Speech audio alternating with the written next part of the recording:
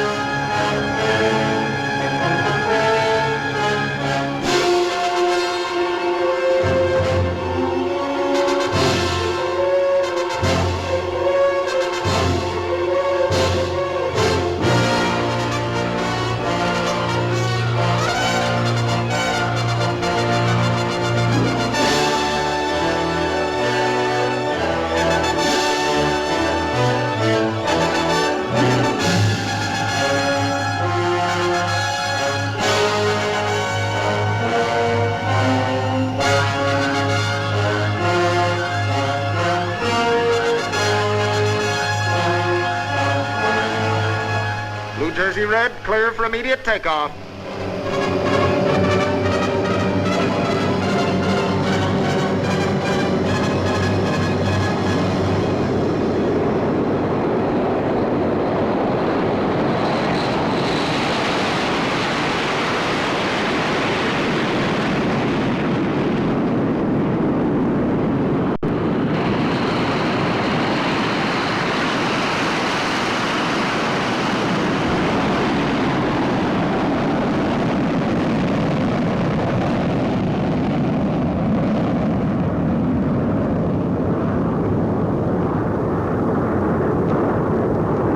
These are your planes, interceptors, and your pilots. There's the target.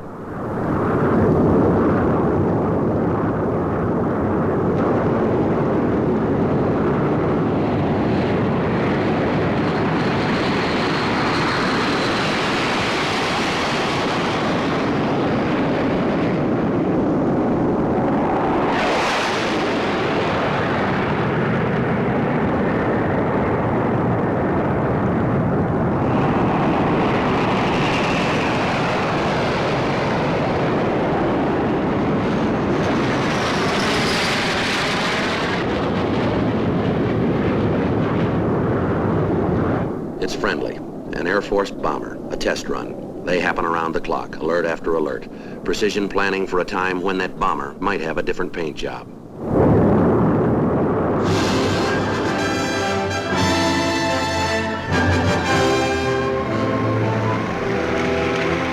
My name's Webb. I'm looking for Colonel Breach. Yes, sir. I'll see if he's in. Thank you.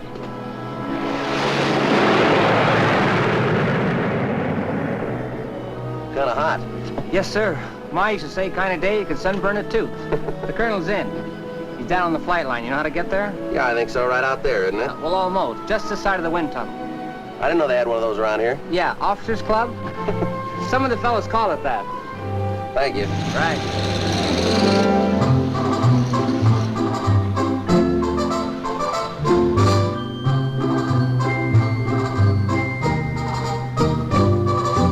This is a temporary air base at Millville, an all-weather fighter interceptor squadron. Their job's a simple one: stand guard for America. Night and day, 7 days a week, 24-hour alert. Their instructions: in case of enemy attack, prevent it. It was Thursday, June 9th, when I pulled up to the flight line. It was an off week, and I had to get a rundown on some jet talk for a case about a kid who was rolled over in the Newton Division. Colonel Breach seemed like the right man. We'd once flown around together, but after the war, Breach decided to stay up there. Said the roads were cleaner.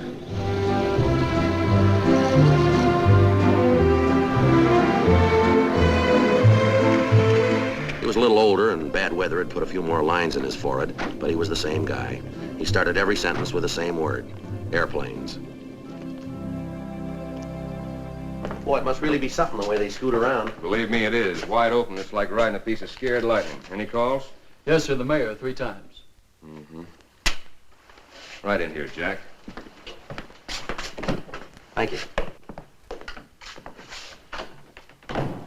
You know those old babies that I had time in? They must seem kind of dull now, huh? They were the best babies. But this is different. Climb into one of these new ones and something happens. Not just going a lot faster. Some kind of foul-up. Time gets all haywire on you. You go to bed tomorrow and get up today, huh? Yeah. Now, what's with you? Go to bed today and get up tomorrow. No, I mean out here. I want to get a line on how the jet boys talk, Jim, so I took a ride out. How do you mean, talk? Oh, I don't know. They must have some new chatter, some new things they say. Around here is ouch. How do you mean? Neighbors don't like us. What's the matter? Do you snore? That's closer than you think. The town wants us to move. Yeah? Put him on. Breach talking. Yes, Your Honor. The mayor's been peeking. Yes, sir. That's been changed. We won't fly over the school anymore. No, not unless there's an emergency. We'll use a different runway. Yes, sir. You can tell the PTA. Well, I guess they've got a beef. Piece of one, anyway. Well, Jim, why fight about it? This is just a temporary setup. If they don't like the way you part your hair, move. Where? Well, I don't know, far out, away from a town. How about the desert? All you got out there is lizards. Can't do that. Why not? We're protecting people, not lizards. We can't duck towns. We're in business for one reason, to stop an enemy air attack, all along the direct route. That's why we're at Millville. It's on the route. All right, suppose it happens, an attack. You got anything better than poker odds? I don't know, but we got some players in the game.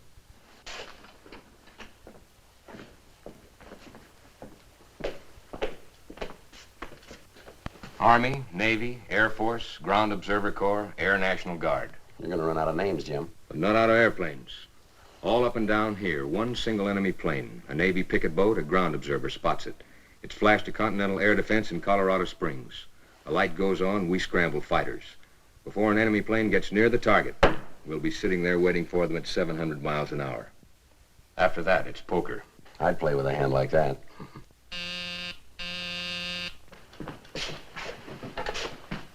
Yeah. Thanks. Good enough. Want to piggyback? Yeah. Where to? Oh, around here. Farms, turkey ranches. Mark them restricted areas so we can get along with the mayor. Want to ride along? Let's saddle up. Wait a minute. You'll need this.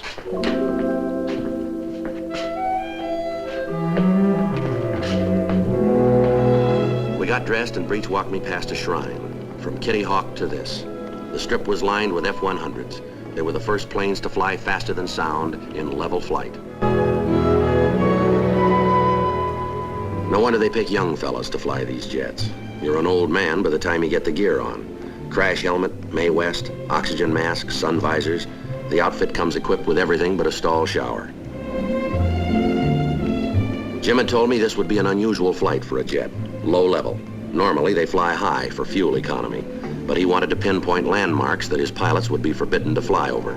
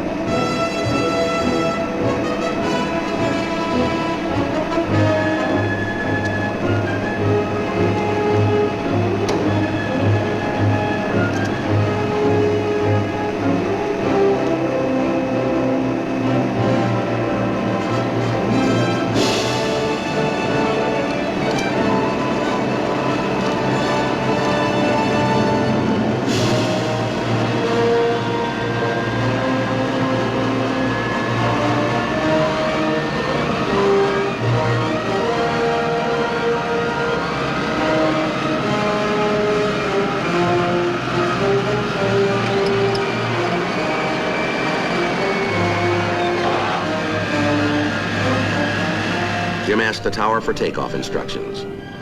394, clear for takeoff.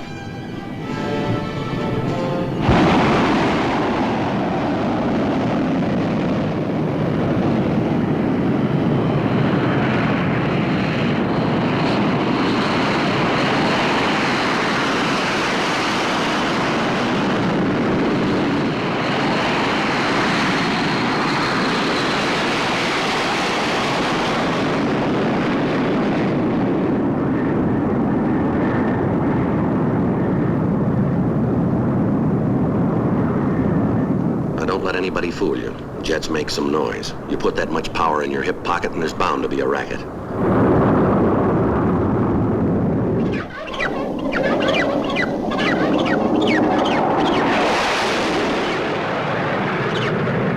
Well, Jim had found a trouble spot. He marked it on the map.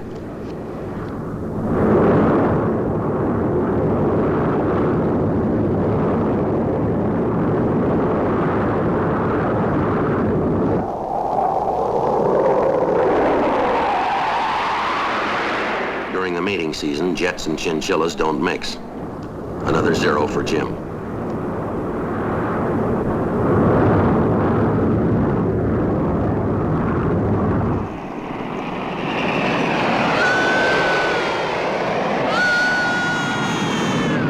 So they wouldn't fly over the town anymore. The only friendly greeting we got was from that fella in the ground observer corps. On the way back, we went for a ride. We detoured over the mountains, 200 miles away. It took us a full 18 minutes.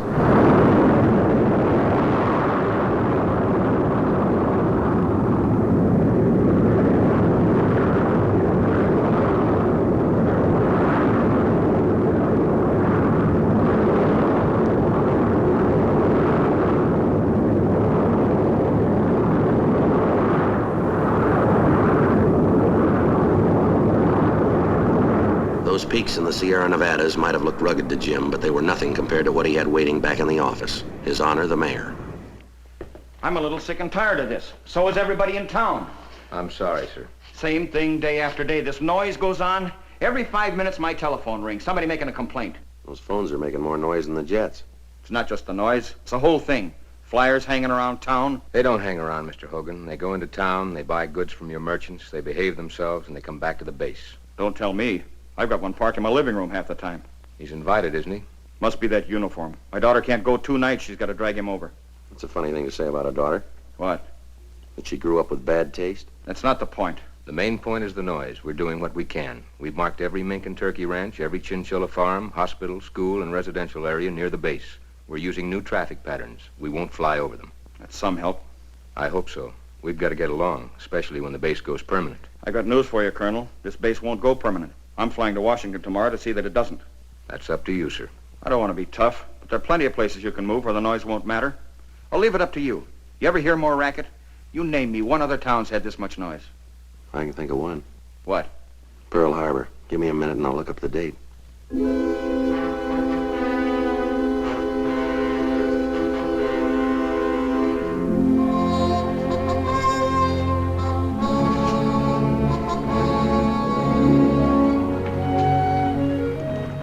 The mayor wasn't kidding. The next day, he piled into a plane for Washington. He had a full set of pallbearers, town fathers who felt the same way he did. The sign over the door gave me the general idea. I was going to meet the boys in the alert hangar. Here's where they keep a continuous 24-hour alert. They were a nice bunch of kids, only they weren't kids. Their birth certificates said 1930 and 33 and 31, but they were older than that. Their jobs, what they had to do, made them older than that. In the Air Force, they're called Tigers. An ordinary pilot doesn't hesitate to fight. A Tiger doesn't know how to stop fighting. And they do a little bit of everything. Like last week, the red-headed kid told me about it.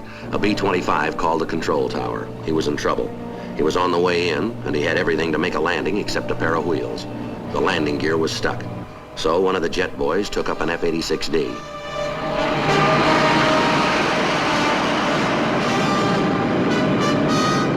The wheels were part way down. The problem was to get them all the way down and locked. There wasn't much the boys in the bomber could do. They kept working on the emergency pump, but no go. What happened then has a highly technical designation. It's called a friendly nudge.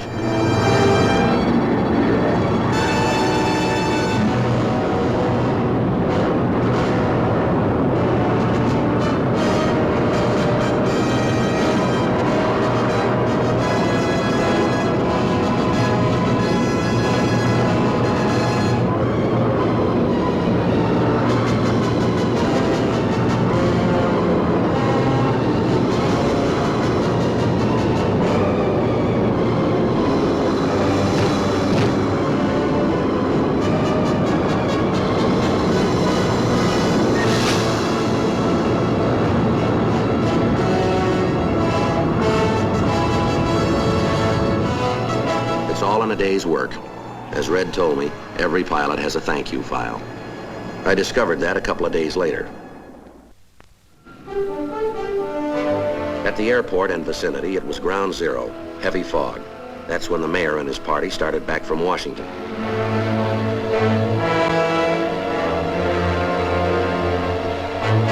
Things were going nicely. Washington friends had promised help in moving the jet squadron out of Millville. Now that the prospect of civic peace and quiet was in view, everybody was in high spirits, with one exception, the city councilman who was flying the party in his own plane. Again and again he had called Millville Tower, but there was no answer. From all indications, the plane's radio receiver and transmitter were dead. Here they were on top of an overcast in mountainous territory, no radio contact and fuel running low. They couldn't stay up much longer, and a blind letdown was impossible. As a last resort, the pilot started flying a series of triangles as a distress signal, hoping that air defense radar would spot them. If not... On the ground, the pilot's distress patterns were getting the desired results. A GCI light on the radar scope blinked its way across the tube face of a small but unmistakable triangle.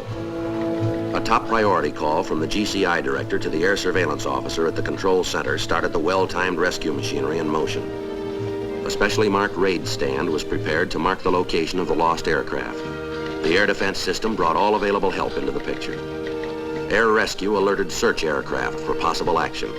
The chief controller at the center pressed a red button that sent an interceptor off the runway to make contact with the lost aircraft. Radar to control center to interceptor. The aerial double play was underway. The instant the interceptor was airborne, it appeared on the plotting board. The control center followed every move in the race against time. There was no margin for error.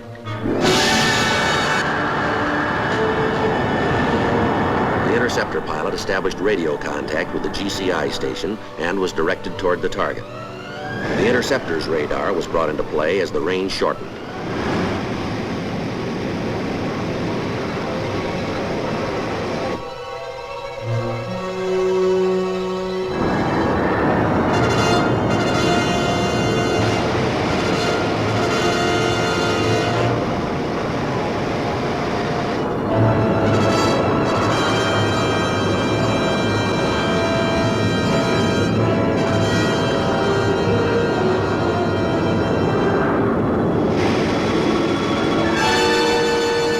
The interceptor made a radar contact with the target and notified GCI at once.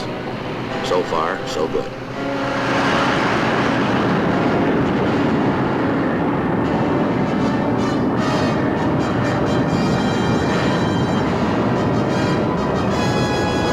The interceptor made visual contact with the mayor's airplane, and the intercept phase was complete.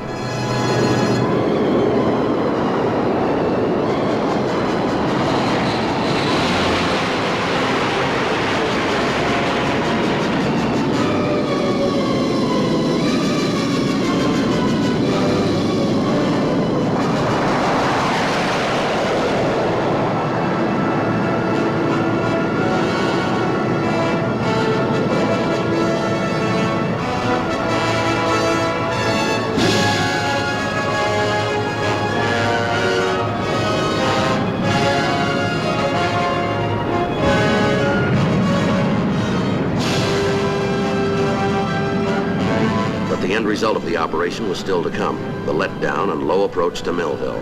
That was the tough one. The interceptor pilot cut his speed to the bare minimum so that the mayor's plane could maintain visual contact.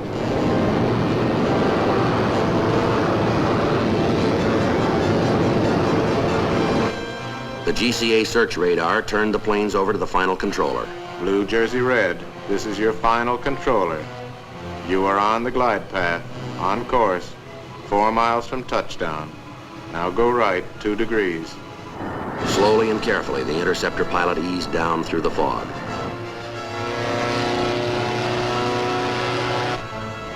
Blue Jersey Red, you are on the glide path, on course. Now go left 2 degrees, 3 miles from touchdown. Make your final landing cockpit check. Landing gear down and locked.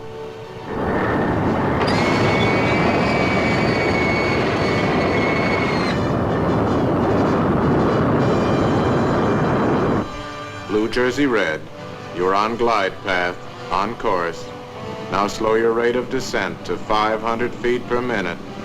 You are 1 mile from touchdown. Your trailer is still in good position.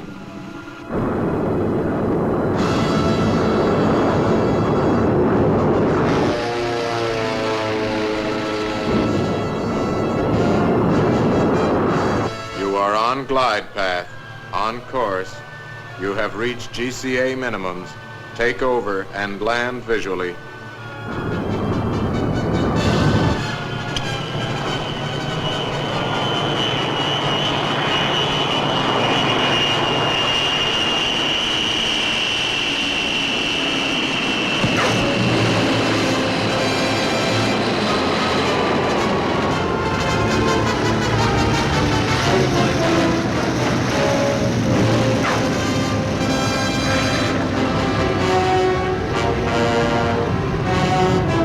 Landing proved one thing. Sometimes it takes a heavy fog to make a man see things clearly.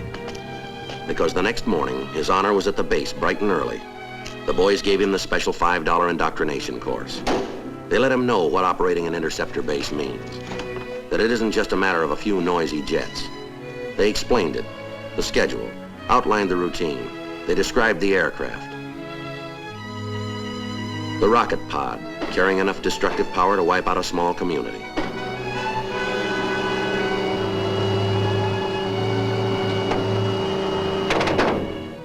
The air brakes.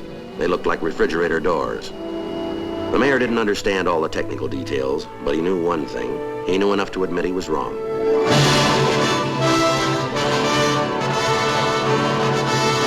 But the others weren't ready to go along. Look, I'm not trying to blow up the White House. I just want to get the base somewhere else. The right place. This is the right place. I don't agree with you. I think there's another way out of this. For instance? I don't know. Maybe we need a new mayor. Yes, the rumpus was on.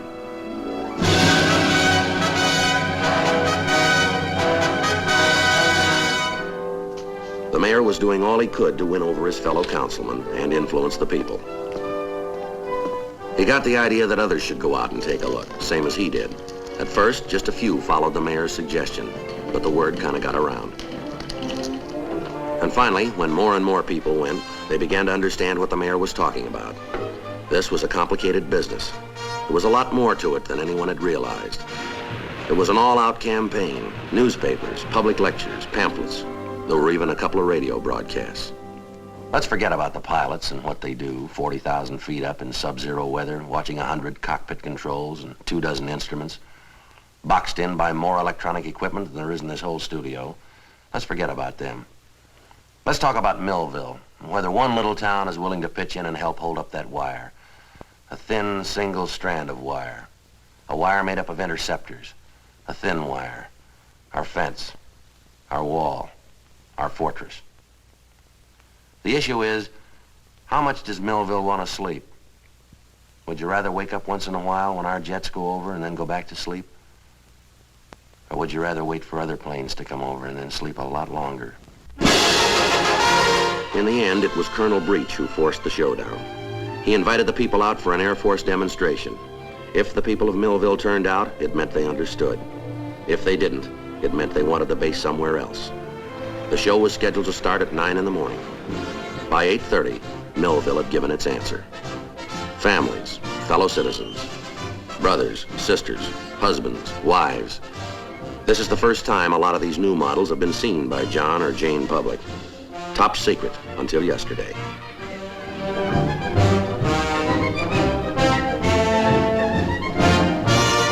That one's called a Flying Stiletto. The Voodoo, long-range fighter, interceptor. The Fury, new Navy carrier fighter. North American supersonic saber. The F-84 on the Zero launcher. In the foreground, the Skyray, super speed interceptor. The Bantam bomber. The Grumman Tiger.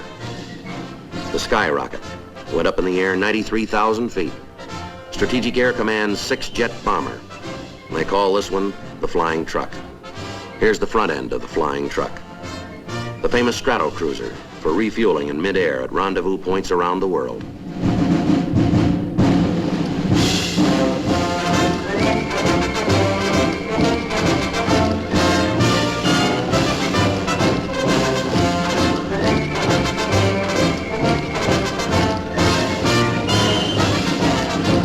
A B-47, 8-0 takeoff.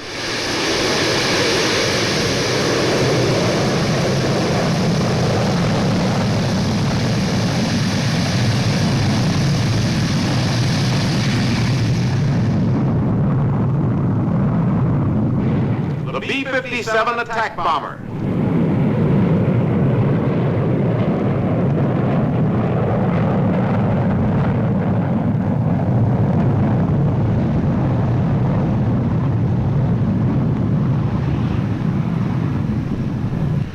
This might interest you. A Hercules turboprop cargo plane coming in for a landing.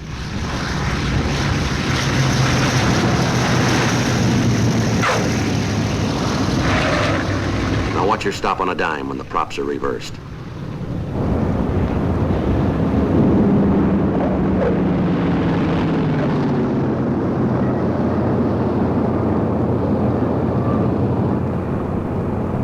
And here comes the B-52 Stratofortress.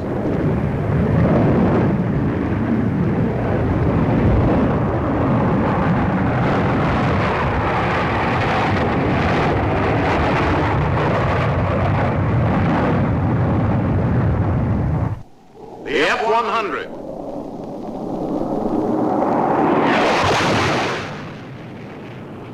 Here it breaks the sound barrier.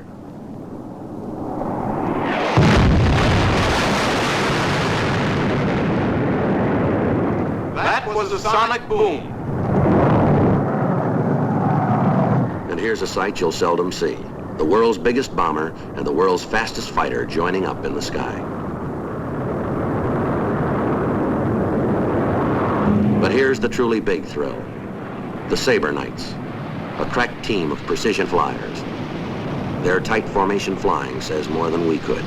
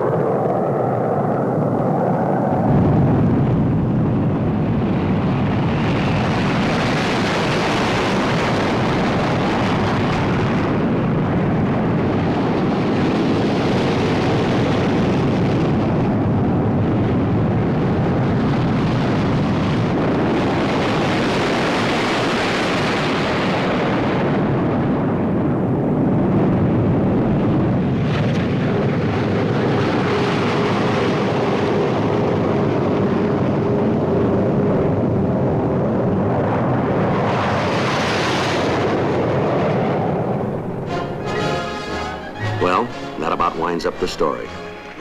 And I have just one final thought that I'd like to leave with you.